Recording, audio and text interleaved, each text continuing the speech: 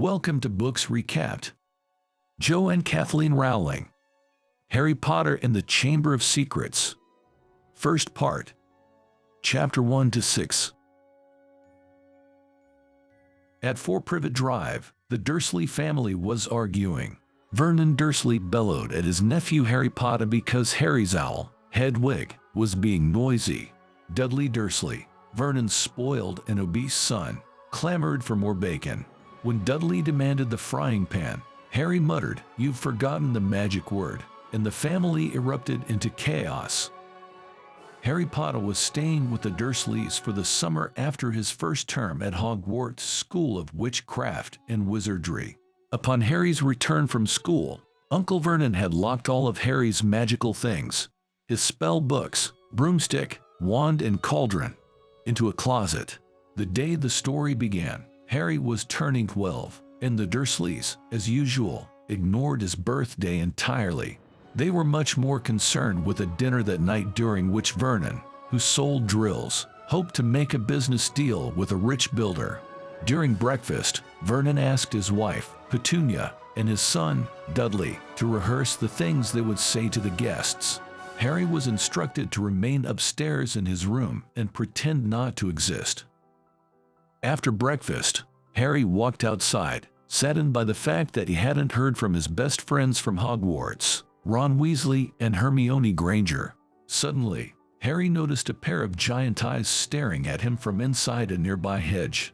Harry stared at the hedge, ignoring his rude cousin, until Dudley asked what he was doing, and Harry responded that he was trying to decide how to set the bush on fire. Dudley panicked and wailed for his mother. Harry's Aunt Petunia promptly punished Harry by setting him to work around the house. When Harry finished, she gave him bread for dinner and sent him upstairs. As Harry entered his room to collapse onto his bed, he found somebody else already sitting on it. The creature that had been sitting on Harry's bed was small, with bulging green eyes and bat-like ears, and wearing a tattered pillowcase for clothes. The creature stood and introduced himself as Dobby, a house elf, and Harry invited him to sit back down on the bed. Dobby burst into noisy tears at being treated like an equal by a wizard, and this noise caused the dinner party voices downstairs to falter slightly. When Harry commented that Dobby must not know many nice wizards, the house elf began to bang his head on the window, explaining his behavior as a self-inflicted punishment for speaking disloyally of his masters, saying that he was bound to serve them until he died. Dobby had praised Harry for being famous, polite, good-hearted, and modest. Dobby's intention was to prevent Harry from returning to Hogwarts as there was danger awaiting him there. Their conversation was interrupted by Dobby stopping to bang his head once more. This time, his yelps of pain were heard downstairs. Vernon Dursley scolded Harry, and Harry quickly hid Dobby in the closet. Harry was furious to find that Dobby had been collecting all of his mail from Ron and Hermione. Dobby explained his actions as an effort to prevent Harry from returning to school. Harry replied that he must return to Hogwarts, and Dobby leaped off the bed and enchanted a violet pudding, causing the dessert for the dinner party to levitate, and then caused it to crash to the ground in a failed attempt to persuade Harry to stay put. The Dursleys were livid. They became angrier when a letter was delivered by Owl and dropped onto the head of one of the guests. The guests left and the party was ruined. The drill deal was off. Harry feared for his life, especially when Vernon read the letter aloud, which warned Harry that it was against Wizardine rules for him to use magic outside of school. The Dursleys no longer feared that Harry would use magic on them, and Harry was locked in his room with the window barred, and he was fed through a flap in the door. Harry, suddenly awakened from a dream, peered out his barred window to see his best friend, Ron Weasley, inside a car suspended in midair, flown by his twin older brothers, Fred and George. Ron explained that he was worried when Harry failed to answer his letters and so came to rescue him from the Dursleys. The 4 boys worked together to yank the bars off Harry's window.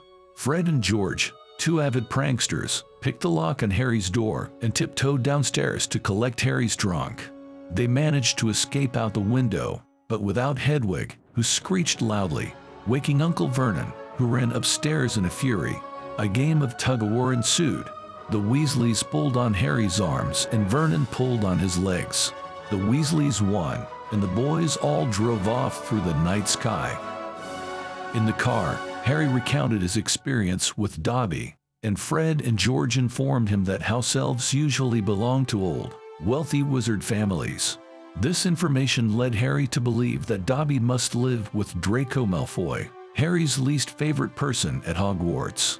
Harry believed that Draco must have sent his house elf to prevent Harry from coming back to school. Harry mentioned the incident to the twins, who informed him that Lucius Malfoy, Draco's father, was a loyal follower of Voldemort. The boys discussed Mr. Weasley, who worked in the Ministry of Magic in the Misuse of Muggle Artifacts Department, reversing the damage caused when bewitched objects do strange and dangerous things. The Weasley twins explained that their father loved anything having to do with Muggles, so he bought this car to tinker with and put spells on it.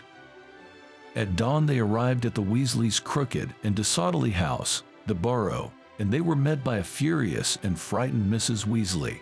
She greeted Harry warmly, and then stormily chastised her boys, setting them to work de-gnoming the garden. Harry decided to tag along on this venture.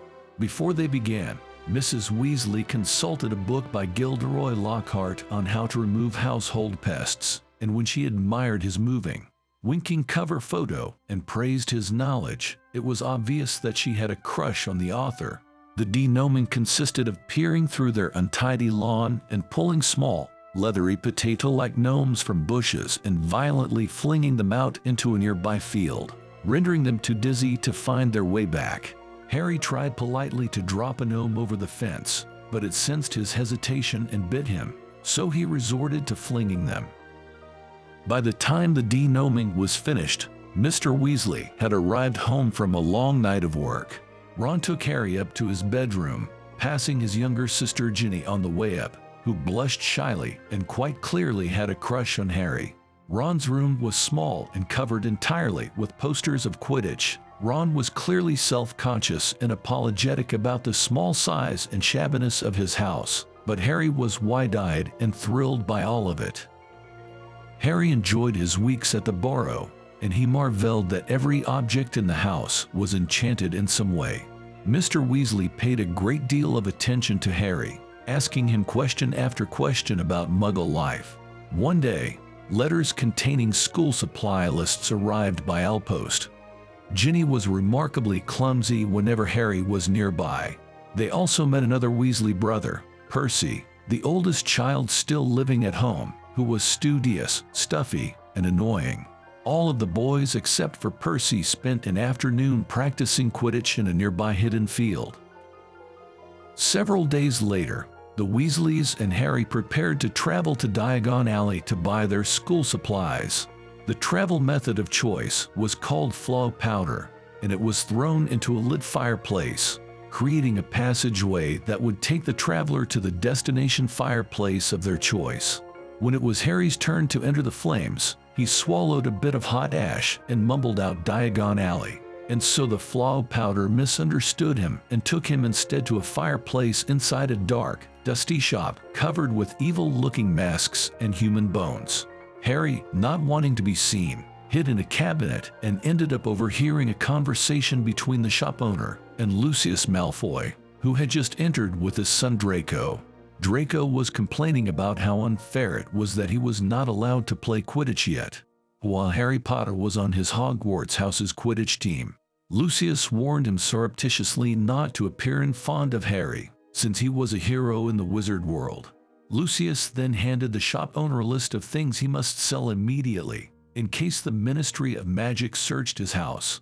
Meanwhile, Draco was touching objects in the shop and complaining now about Hermione Granger, who got better grades in all of her classes than he did, and Lucius responded sympathetically, snapping that Draco should be embarrassed to be surpassed academically by a girl with no wizard blood. The Malfoys had left, and Harry quickly darted out of the shop.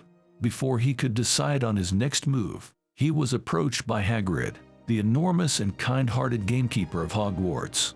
Hagrid whisked Harry away, cautioning him about Nocturne Alley, and soon they were back in Diagon Alley. The Weasleys and Hermione were there waiting for him, all concerned about his whereabouts and relieved to see him. Mrs. Weasley immediately went to Harry and fussed over him, while Mr. Weasley approached Hermione's parents, both Muggles, and asked them numerous questions. The group then headed towards Gringotts Bank, where goblins guarded their money. A somber moment occurred when Mrs. Weasley emptied her family's vault of every last sickle, while Harry discreetly stuffed handfuls of his large inheritance into his bag. After visiting various magical shops, Harry and his friends ended up at Flourish and Blott's, where they purchased their school books. Inside, they found Gilderoy Lockhart signing copies of his autobiography for a group of excited middle-aged witches. Lockhart spotted Harry and insisted on taking a photo with him for the newspaper. He also informed them that he would be teaching defense against the dark arts at Hogwarts during the upcoming school year. As the Malfoys arrived at the bookshop, they made rude comments to the Weasleys regarding their poor financial status and the non-wizard heritage of the Grangers who were present. This led to an altercation between Mr. Weasley and Mr. Malfoy, resulting in a physical fight in the middle of the bookstore. Afterwards, the Weasleys and Harry said farewell to Hermione and her parents before leaving for the Burrow.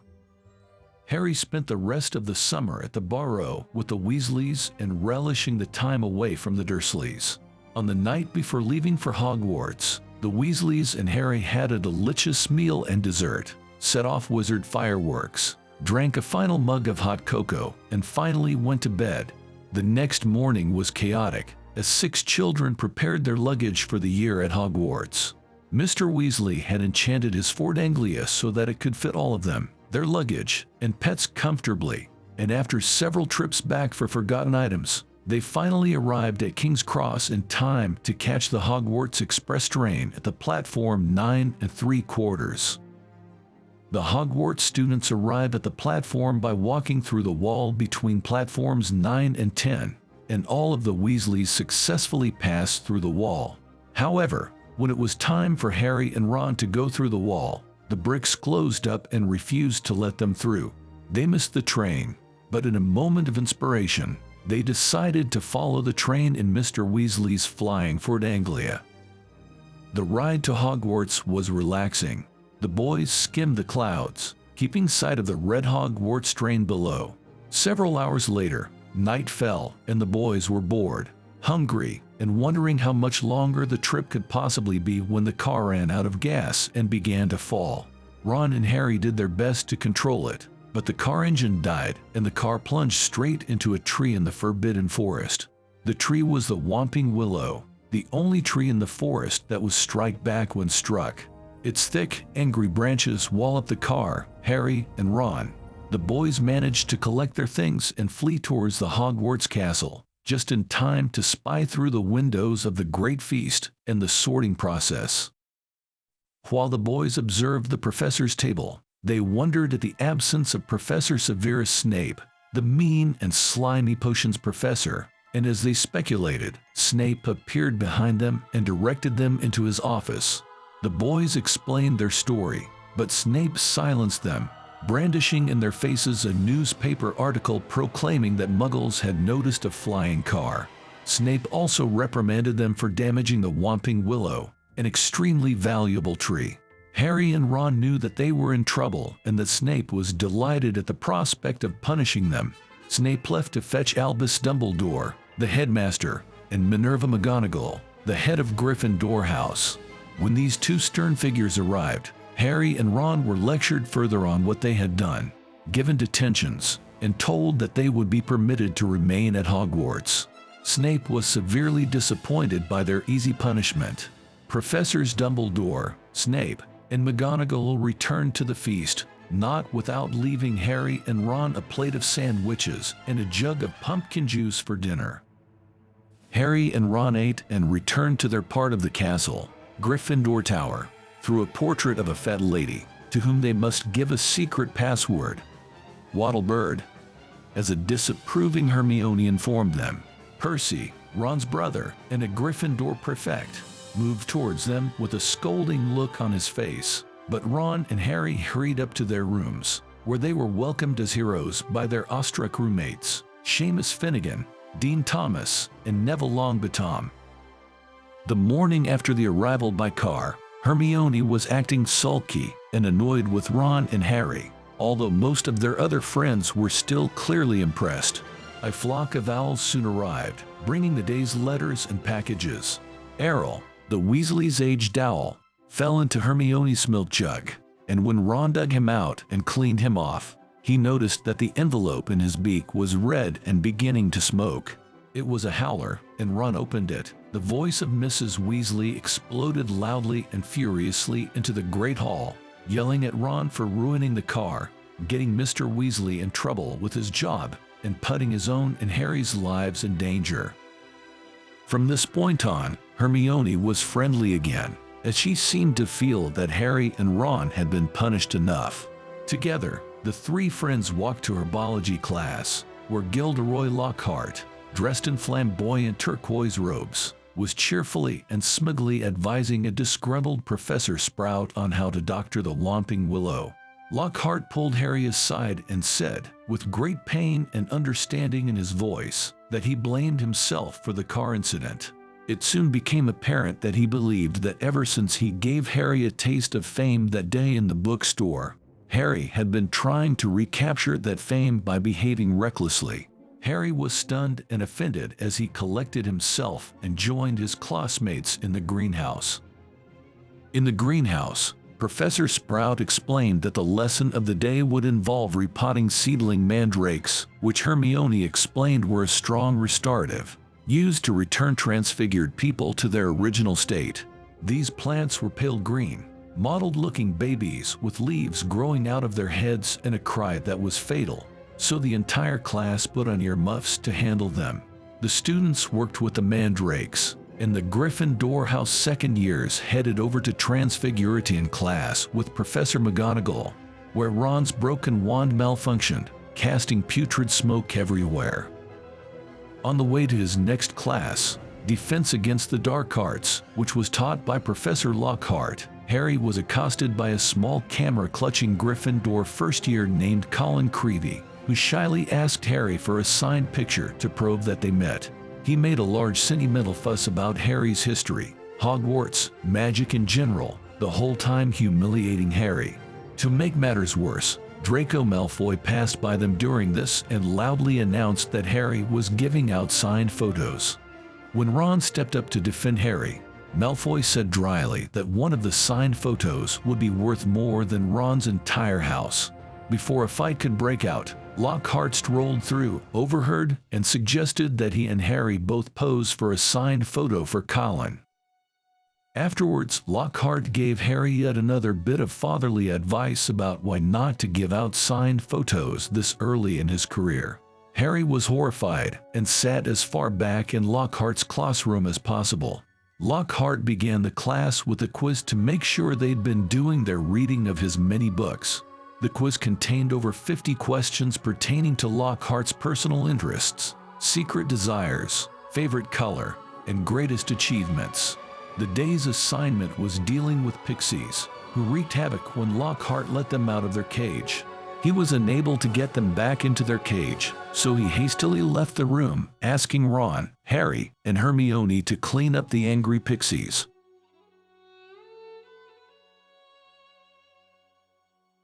This is the end of Part 1. Part 2 will start with Chapter 7.